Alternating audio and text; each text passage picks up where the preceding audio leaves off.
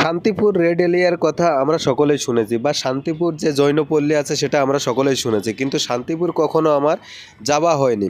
এবং শান্তিপুর যাওয়ার জন্য অনেকবার ট্রাই করেছি, কিন্তু যেতে পারিনি, অনেক সমস্যার কারণে যেতে পারিনি। তবে আমার ইচ্ছা আছে আমি একবার গিয়ে দেখে আসবো শান্তিপুর রেড পল্লী বা জৈনপল্লী কোথায় আছে। এবং শান্তিপুরে নাকি আমি শুনেছি অনেক বড় একটা রেড পল্লী আছে, সেখানে নাকি সব রকমের মেয়ে ছেলে ওখানে পাওয়া যায়, বউ থেকে শুরু করে মেয়ে থেকে শুরু করে সব রকমের নাকি ওখানে পাওয়া যায়। যেরকম কলকাতার সোনাগাছি বা শোভাবাজারে যেমন বড় একটা বিগ এরিয়া নিয়ে কিন্তু এই জৈনপল্লী বা পতিতালয়ের যে মানুষ আছে তারা অনেকটা বড় একটা এরিয়া নিয়ে কাজ করে, তেমনই কিন্তু শান্তিপুরও একটা এরকম বড় এরিয়া নিয়ে কিন্তু কাজ হয়।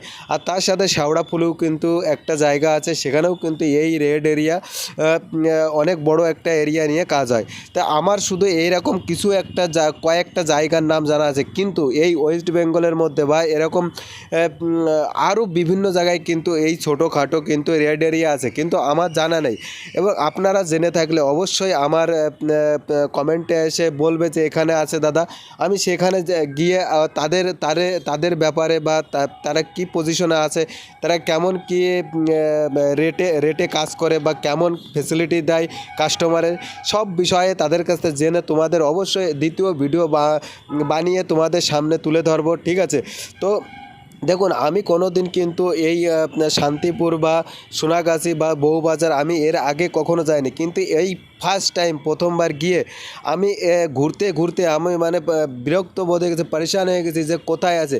অ্যাক্সেস জিনিসটা কারো কাছে জিজ্ঞেসও করতে পারছি না, অথচ সেই জায়গাটা আমি খুঁজেও পাচ্ছি না, ঠিক আছে? কিন্তু অনেকক্ষণ প্রায় ঘন্টা এক দুয়েক ঘোরার পরে সেই জায়গাটা আমি খুঁজে পেয়েছি। এবং এতে এই সব জায়গায় কিন্তু একদম মেন রোডের সাইডে বা মেন রোডের সাইডে যে ফুট ইয়ে রোড থাকে, সেই ফুট রোডের সাইড দিয়ে কিন্তু এরা দাঁড়িয়ে থাকে, ঠিক আছে? আপনি যখন যাবেন আপনাকে কিন্তু ডাকবে এরা, ঠিক আছে? এবারে আপনার যদি কারো দেখে পছন্দ হয় বা কারোর সাথে আপনার কাজ করতে ইচ্ছা করে, তো আপনি তার সাথে অবশ্যই দাঁড়িয়ে কথা বলবেন। আপনাকে কেউ কিছু বলার এখানে নেই, কারণ এরা লাইসেন্স প্রাপ্ত, আর এরা এরা এরা হচ্ছে মেহনত মানে কষ্ট করে ইনকাম করে তারপরে এই পরিবারের মুখে দুটো ভাত তুলে দেয়। অতএব এদের কাছে আপনি যদি যান আপনি খারাপ কখনোই হবেন না।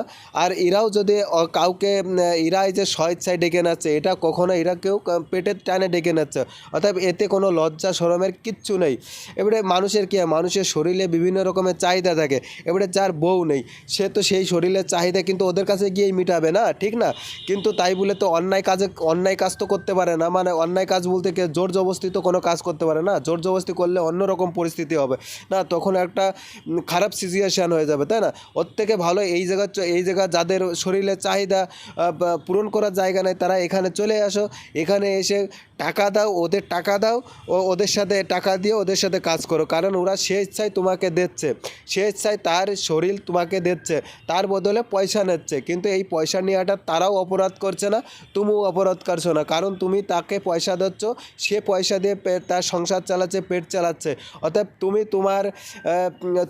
তুমিও অন্যায় করছো না, সেও অন্যায় করছে না, এটা বুঝতে হবে। অনেকে হয়তো এই রেডপট্টি বা সোনাগাছি বা শান্তিপুর এই যে জৈনপল্লী আছে, এইসবের কথা শুনলে দুধ চাই করে সবসময় একটা কী মনসত্ব ভাব করে। দেখুন, অন্য সব দেশে কিন্তু সেক্স ফ্রি, কিন্তু আমাদের দেশে তা নয়, কিন্তু একটু গোপনে হয়, ঠিক আছে? সেক্স ফ্রি না হলেও আমাদের দেশে গোপনে হয়, কিন্তু সেটা লাইসেন্স প্রাপ্ত। আর সেটা তুমি স্বেচ্ছায় যদি তোমাকে কেউ তোমার সাথে শারীরিক সম্পর্ক করতে চায় বা যৌন সম্পর্ক করতে চায়, এটা কিন্তু লিগালি, এটা কোর্ট থেকেও কোনো পারমিশন দেওয়া আছে। যদি কেরুর বউ যদি অন্য কেরুর সাথে সে ইচ্ছায় রিলেশনশিপে যায় বা সে ইচ্ছায় যদি দৈহিক সম্পর্কে যায়, তো এতে কোনো কেস কামারি নেই, কারণ এতে একদম লিগালি ব্যাপার। তো এই জিনিসটা জৈনপল্লী, এই যে সেক্সওয়ালি একটা জিনিস, এই জিনিসটা আমাদের সমাজে একটা লজ্জার বিষয় হিসাবে দেখায়, কিন্তু এটা কোনো লজ্জার বিষয়ই না। আমরা নিজেকেই ছোট করে দেখি।